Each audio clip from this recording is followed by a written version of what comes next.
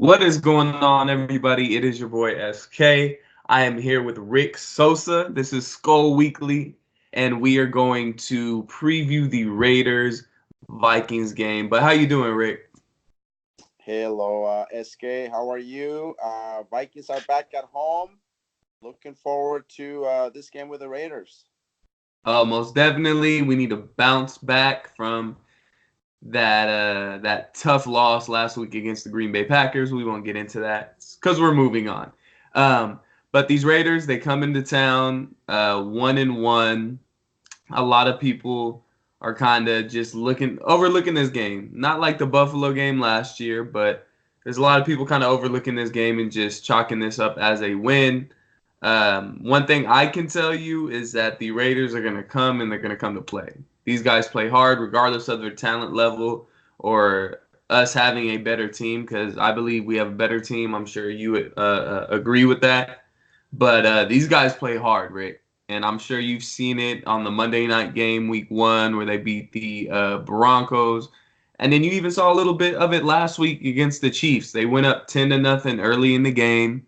And then all it really was a big second quarter by Patrick Mahomes and the Kansas City Chiefs. So other than that, they pretty much shut out that Kansas City offense in the third and fourth quarter and in the first quarter. So I mean, what's your kind of outlook on what the Raiders bring into this game tomorrow? Well, I think the Raiders are a much improved team from last year. There's absolutely no question about that. Um, I think that another name that probably we haven't talked about enough, and I would say that it could be a key for the game is Khalil Farrell. I Mm-hmm. think he's had a decent start of the season. So I think the Raiders, are going to be a team that they're going to try to run the ball by being physical. I think their offensive line is very, very big and physical. Rich Incognito, if I'm not mistaken, he's going to be back on the field tomorrow after his suspension. That's right. So, I mean, he's gonna go match up with Shamar Steven. He'll be matching up with Hercules. He'll be matching up with Jalen Holmes. And Rich Incognito is a very physical player, so I think we may have make sure that we plug in that hole on that right side for us in the interior. Josh Jacobs a little under the weather. He lost some weight. I'm not sure if he's got some illness or a bug or whatever. But I do think that the Raiders will be a tough test. Some of the better players are coming to the game with some type of injury. Uh, but I think that the Vikings, I'm really looking forward to see what kind of reaction they're going to have after the big letdown in Green Bay.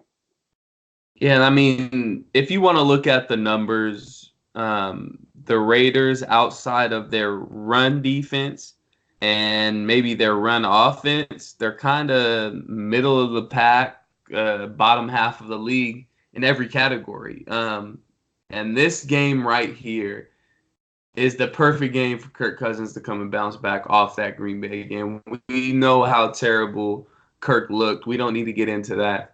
But he comes in, he's at home, and he's going up against the dead last pass defense in the league. 32nd in the league. They're giving up 342 yards a game in the air. If there's anybody that Kirk Cousins needs to play next, it's the Oakland Raiders. But like I said before, they're going to come and play hard. I believe they have a very good pass rush. Like you mentioned, Farrell is looking really good, especially at the start of the season. So, but if there's any game for Kirk to bounce back, this is going to be the one. So, I mean, take it with a grain of salt from what you see from Kirk Cousins tomorrow. But if you see bad from Kirk Cousins tomorrow, then there's definitely going to be some question marks floating around if there's not already. But other than that, let's get to our predictions. So I'm going to let you go ahead and go first, Rick. Give me your prediction and maybe a player to look for or somewhere along those lines. Well, as you mentioned, the Raiders secondary hasn't done as good, and probably their weakest link. Losing Jonathan Abrams was kind of a big deal to them. So I'm gonna say that a player to watch tomorrow is gonna be Stephon Diggs.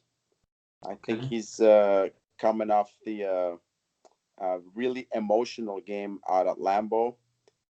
He was fined over $10,000 today for the incident of taking off the helmet. So I think he's going to be playing with a lot of fire tomorrow, and that's my player to watch. And I do think the Vikings will go back to the winning ways. I think it's going to be a closer game that maybe what people would anticipate. So I would say Vikings by 6. Okay, I like the sound of that. For me, I'm on the same side of the fence as you. I believe we do bounce back in this game with the rookie safety Abram being out. A couple guys banged up that they kind of held back this week, or they could have just rested. But I know Vontez Burfict was dealing with some type of leg injury or pull or something like that, strain, muscle strain. So that kind of hinders them a little bit. But the Richie Incognito coming back, that is a big hole that he's filling in their offense. And they have a very big physical offensive line. And I think our defensive line is going to get a good test. Um, I know one thing for sure.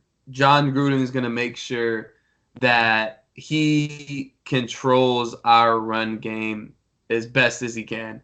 I think Dalvin's still going to have a good game. It may not be the 150 yards that we had last week, but I do think he gets right around 100 yards. The guy that I say to look for is I'm actually going to go Kyle Rudolph. He's been really quiet this year. I think he has like one or two catches for like 8 yards or something along those lines. I just think that with them so dedicated to stopping our run, I think it's going to open up things for our tight ends. Not only Kyle Rudolph, but also Irv Smith as well. So I'm going to go Vikings by 8. I'll give my exact score prediction tomorrow, but I'm going to go Vikings by 8. And Kyle Rudolph, I think he steps up in this game. So anything you want to lead the fans for tomorrow? Well, I think that it's going to be very important for the Vikings to come out strong and not slow like last week at Green Bay. And Yeah. once again, I'm looking forward to see how the team is going to come out of that letdown. We know what happened last year against Buffalo, so we'll see what happens.